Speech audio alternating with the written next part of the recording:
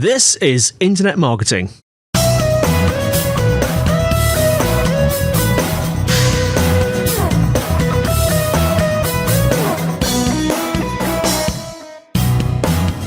Brought to you by Site Visibility at sitevisibility.co.uk.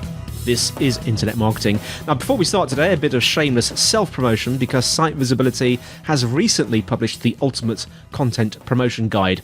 It's their most comprehensive guide to date, and in it they break down all the content promotion tactics, tricks and tools you'll ever need to help you achieve content marketing success.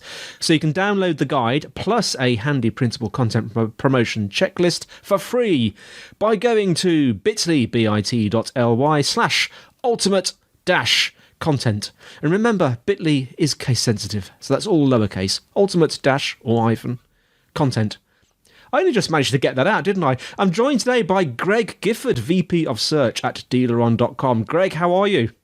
I am wonderful. Happy to be back on. Well, it's nice to have you back on again, because this is this is what they call a hat trick. In British football, we would call this a hat trick, because you've that's what hockey terms for us, yeah. Is it really? Yeah, you've been on three times. So the last time you were on was last year, I think it was February last year, talking about local SEO. And we will talk about local SEO again today. So you're in Texas, aren't you? I am in Texas, just north of Dallas. Yes. Are you still 5 minutes away from the Dallas ranch? I am. Unfortunately, you can no longer see it from our house because of all the other houses that have popped up, but I can get there in less than 5 minutes. Fantastic. I'm just very quietly humming the Dallas theme tune to myself at the moment. Don't worry, listeners, I'll spare you my singing voice. So let's start off with the usual. Just remind our listeners who you are and what you do at DealerOn.com. So I'm Vice President of Search here. We are one of the largest website providers for car dealers in the U.S., and I run the SEO department. I have been doing SEO for car dealers for about 13 years. I've been in digital marketing for 17 plus years. Started off back in the day as a Flash website designer, funny enough. But I'm a big local SEO guy. I speak at conferences all over the world teaching people this stuff. I'm already at 52,000 miles of flying this year. Wow. So when you say you were a Flash website designer, does that mean you were a very flashy website designer, or you actually used Flash? No, I actually used Flash. I made all those annoying splash pages with crazy animation. The ones where your browser says, "I cannot run Flash. If you want to run Flash, click here." Right. But back in the day, man, that stuff was cool. Yeah, and it still is very cool when you let it run in your browser. Anyway, let's talk about local SEO, because that's your main speciality. I want to do something I didn't do last time, actually, because I was having a quick listen to our last talk and the one prior to that, actually. And just in case some of our listeners aren't really familiar with what the difference between local SEO and non-local SEO is, could we just spend a couple of minutes going over the differences, what it means? Sure. So, local SEO is something that's been around for a long time, and a lot of people needed it and just never knew about it because it's been kind of this very, marginalized strategy. But basically, Google uses different algorithms to return search results, and for certain types of businesses, Google's going to use its local algorithm. So local SEO is the strategy of targeting the signals that matter for that specific algorithm. So there's additional stuff that you don't have to worry about, like citations and reviews play into it, and you have to have the localized content and the right local signals. So it's similar to regular SEO, but there are different signals that you need to worry about and different weights for the various things that Google looks at. And, it's the kind of thing of like, if I'm the best SEO in the entire world and I'm working at a restaurant in Dallas, Texas, that's, a steak restaurant, that doesn't mean that somebody in the UK looking for a great steak would see my restaurant as number one, because obviously if you're looking for a restaurant, you need something nearby. Yeah. So Google's going to use that local algorithm. And so that's what I've kind of fallen into, because I've always worked with car dealerships once I got into SEO, and that's the algorithm that applies to car dealerships. So I kind of fell into local SEO because that's what mattered for my job, and ended up speaking at conferences and teaching the world about it. Sure, yeah. And of course, I love things that you can demonstrate. So, and I think this is an example you use, is if, say, for example, Andy, me, here in Brighton in the UK, put sort of pizza delivery into Google, I would get that sort of, I'm not sure how long it's been around, but you get that map now, don't they? Because they go, oh, he must want a local pizza delivery place. So you see the map, then you normally see about 3 initial sort of location or places that are local. That's how it normally works, isn't it? And that's the easiest way, really, to diagnose if your business is one of the businesses that local SEO applies to. So if you search, take your top 5 to 10 keywords and just do a search in Google, and whether you're using a location phrase like your city or your neighborhood or even something like near me or nearby, even if you leave those out, like with the pizza delivery example, if it shows you that map pack where it's the map and the 3 results underneath, that means that it's using the local algorithm for your business. Yeah. So you actually need to be doing local SEO. And that's one of the things that's really starting to catch on with a lot of people, because they work at agencies, and any business that has a physical storefront where customers do business at that location, typically that's going to be a local SEO scenario. And a lot of people hadn't heard about it in the past, and it's kind of come more to the forefront in the last few years. Well, I was going to talk about that because you mentioned about, I was actually quite surprised how many people don't seem to know that much about local SEO. Do you, I mean, it seems to have become more mainstream recently. What's your take on it? What's your feeling about this? Well, it's been around forever. I've been talking about local SEO at conferences for, 6 years probably. And it's been around longer than that. But really, it's come more to the forefront because more people have realized, hey, this is important for me. I need to understand this because this applies to either my business that I work for, or, I have an agency, or I work at an agency and it applies to our customers. And with the explosion of mobile search, it's really come more to the forefront because typically any searches on a mobile device are going to be inherently local. Google's looking at your search and where you're searching from and giving you localized results. And that's where people have said, oh, okay, now I get what's going on here. Let me figure out how to do this. And, years ago, you'd go to a 2 or 3 day conference and there might be one session about local SEO. And now, the bigger conferences and even some of the smaller conferences will have an entire track one day all about local SEO all day long, because there's so many different pieces about local that are important. And for most people out there, it's not like it's game-changing information this year that I didn't talk about last year. There's a lot of overlap from year to year on the basics of local SEO, yet you still hear that at conferences because there's so many people that are new to local that need to know, hey, this is what's different and this is how you get results. So let's talk about, because it's been a year and a bit since we last spoke, Greg. Let's talk about some of the new features, some of the things that have happened more recently in the last year. Yeah, definitely. One of the biggest things that I've been talking about the last 6 to 8 months or so is that it's a concept shift. It's a different way to think about things, because for years, your homepage was your first impression with potential customers, but now your Google My Business listing is your new homepage. And for anyone listening who doesn't know what that is, whenever you do a Google search for the name of your business, it's that knowledge panel that shows up on the right side with your business information and your reviews and the map and all that. That's your Google My Business listing. And that's really your new homepage. So all of the customers that used to do a Google search and go to your website to get your phone number so that they could call you, or to get your address so that they could get directions, or to check out photos or reviews or any of those things, they can do all of that in the search results now, just looking at your Google My Business profile. Sure. So, a lot of conference speakers are talking about zero-click search, and Rand Fishkin talks a lot about it lately, and how you get a lot of interaction on search results because Google is changing the way that people interact with search results, and they're not clicking through to your website anymore. And Google My Business is a huge contributor to that, because there's a wealth of information there in that profile or that knowledge panel, so people don't necessarily need to go to your site anymore. So it's really moved into a direction where your Google My Business profile is now the first impression that you make with customers. And all of the studies done about local SEO have shown that, the signal strength related to Google My Business has just grown and grown over the last few years. Google My Business used to be called, I forget what it was called now, Greg. Just remind me what it was. Google Places is what it used to be called. And still a lot of people refer to it as Google Places because, if you're not going to the conferences or reading the blogs or following the right people on Twitter, you may not know that the name has changed. And Google changes the name for stuff every 5 minutes because they just can't stick with one name. So it does get really confusing.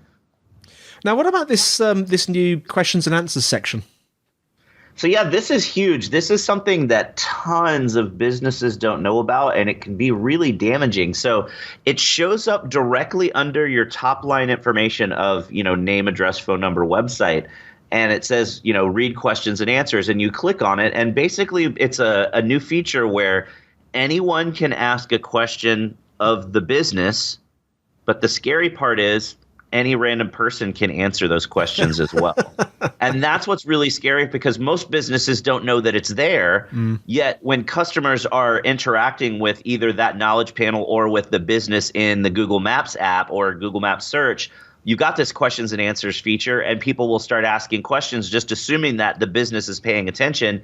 And a lot of times you get really snarky answers. So, we all kind of laugh about it in the local SEO circles, and we always will tweet back and forth or email back and forth the really funny ones that we find because it always seems to be, you got some smartass in the community that wants to give some goofy answer. But it's not really great for that business because then it looks like the business isn't paying attention. Sure, yeah. So it's kind of scary. But, it's a really valuable piece, especially with the whole zero-click search idea, because nobody's going to go to your website and read an FAQ page anymore. But you can actually load your own questions in to the questions and answers section and then put your own answers to your own questions. So now you're creating a pre-site FAQ section. And something interesting that I just saw is in the mobile app for Maps, Google is now auto-suggesting answers to those questions as you type them in. So as you start to type in a question, it will auto-suggest answers to that question based on other questions and answers that have already been asked and answered or based off of reviews that people have written. So it's a really valuable, source of information for the business for people that don't know about it. And I wouldn't be surprised if they're starting to do the auto-suggest like that. Part of that feature is you can click on whether that answer was helpful or not. So you're feeding Google's AI and making it better. It would make a lot of sense that at some point in the future, that could start getting served up as answers to voice search queries. Yes, sure. Yeah.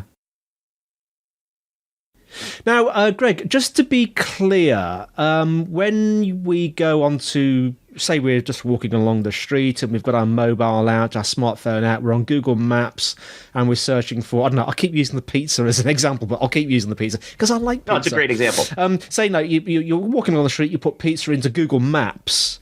Is the thing that comes up the same, is it basically GMB? Is it the same thing? Yeah, it's laid out a little bit different on mobile, but it's the same thing. It's all of the information that you're surfacing to Google through your Google My Business dashboard. Right. And, we all know that Google has switched to an entity-based search algorithm. So it's not just keyword to keyword matching. It's based on that entity information. And this is your direct interface with Google to provide information about your entity. So, all the more reason to make sure that it's filled out correctly and that everything's there and that you've got those questions and answers. And then there's another new feature called Google Post that is really cool where it used to show up higher and now it's been moved down to the bottom of the knowledge panel. So it's not quite as visible, but it's still awesome because it makes you stand out. So there's 4 different post types, but basically you're creating a little ad. So it gets a thumbnail image and then a little bit of text. And then when the user clicks on it, it actually pops up a modal window that blocks out the rest of the search results. You see the large image and the text. So, you put promotional stuff in there and that's going to grab people's attention and make you stand out from your competitors. So it's a pretty cool thing that a lot of us see, significant pre-site interaction and conversions. I mean, I was actually just talking to one of our consultants yesterday about one of the dealerships that they work with, and they consistently see anywhere from 50 to 75 clicks a month on their Google posts. So, that's 50 to 75 people that are clicking and interacting with a promotion or an offer before they even get to the website. So that can be really powerful if you use it correctly. So how are these displayed, Greg? Are they, you say they're at the bottom of the sort of Google My Business panel, are they? Yeah, so if you were to search, the name of let's stick with the pizza example, let's say you've got, Gino's Pizzeria, and you do a search for Gino's, and you see the knowledge panel on the right that it shows Gino's Pizzeria. It's located, on Queen Street in Brighton, and then it's this phone number and this website, and here's some reviews and review score, and here's the question and answer section. Here's the most common time that people come in, and all the information that you see in that Google My Business panel. And then down at the bottom, you'll see a thumbnail image that'll, say Monday is half off pizza night or whatever their special might be that they're trying to promote. And it's a little small thumbnail image with a couple of lines of text. When you click on that, it pops up a very large image that it's a modal window that blocks out the rest of the search results. So it pops up a big image with the big text description. And then you can have a call to action button there that leads them to, a page on your site with more information, or a page with a coupon, or however you want to use that. So it's really neat. And then on the Google Maps app, if someone's using the Google Maps app to do these searches, those are served up right at the top. And you can actually, on the Google Maps app, whether you're on Android or iPhone, click follow on a business. And then every time you come back into the Maps app, you'll have that stream of whatever the Google posts are from the businesses that you follow. So that's really another powerful way to interact with people as well. Oh, certainly a lot there. Just moving more generally onto Google My Business, away from what's new, what's been happening in the last year, just generally, choosing the right categories is important, isn't it, Greg? What are your thoughts on this? Yeah, so, you've got space to put in multiple categories, and a lot of businesses will try to just shove in a ton of different categories thinking it's going to help them show up better in search. But what you really want to do is only choose the categories that matter for your business.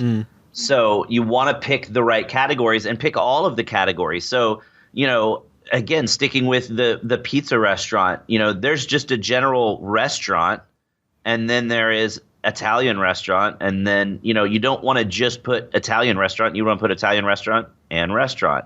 Or using car dealers as an example, you're going to have the brand that you sell. So let's say you're selling Ford, you'll have a category for Ford dealer, but you also have a generic car dealer category. But you also have used car dealer, and then you also have truck dealer and used truck dealer, which would apply for Ford. And then you've got auto repair and auto service. So you've got to make sure you're choosing all of the right categories, because when someone's doing a search related to that category, if you've got that category chosen, it helps you be surfaced as a search result. And then what's really cool is your primary category, the one that's at the top of the list, the one that you choose first. That one carries more weight. So that one, has more ranking power associated with it. So you can be strategic there as well. So using car dealers as an example, if you're in a really crowded market and you're competing, let's say you're a Ford dealer and you're in Dallas, Texas, and there's 20, 25 Ford dealers in the metro area, you'd want to use Ford dealer as your primary category because you're fighting against all of those other dealers.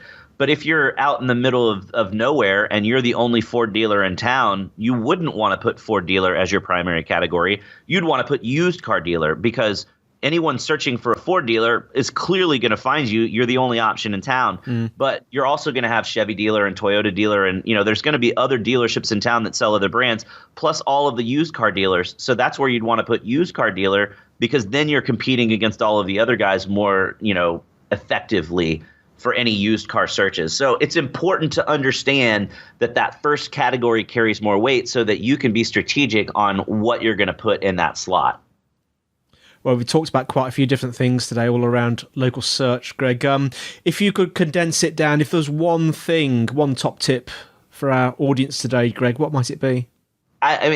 I hate to be stuck on Google My Business, but it's just so important lately, and it's something that so many businesses ignore. So it's really the important tip is to just get into your Google My Business, claim it, optimize the heck out of it, fill out every part that you can fill out, upload all the photos that you can, upload videos if you have videos, do everything that you can to just make it robust, and think about the fact that this is your first impression with potential customers.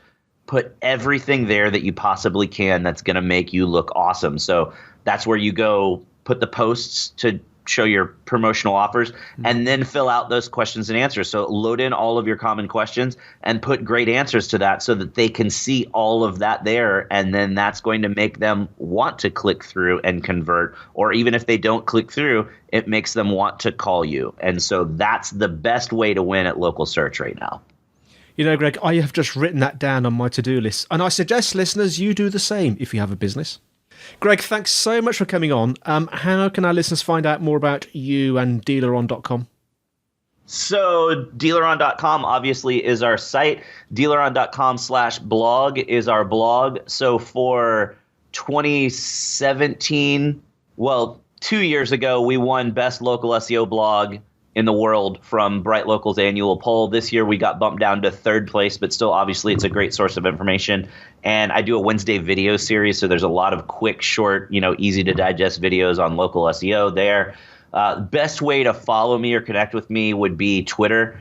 If you want to use LinkedIn, it's just Greg Gifford on LinkedIn, but I'm really pretty bad about checking LinkedIn. So best thing is Twitter. So it's just @Greg Gifford. And that's what I use. Also, it's good to follow me because I live tweet conferences, and I do hit a lot of conferences every year. So that's kind of a good way to stay up to date on the current best practices as well. Thanks, Greg. And we'll put those various links in the show notes as well. So that's it, folks. The show notes are on the usual place, or will be in the usual place, sitevisibility.co.uk/IM podcast. If you're enjoying the show, please leave us a review. That will be good.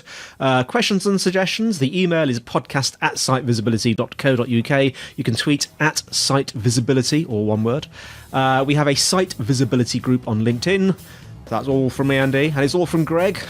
That is it. And it was a great time to come back again. Hopefully I'll come back next year. I'm sure you will, Greg, and thanks for coming on again. And we'll see you next time on Internet Marketing.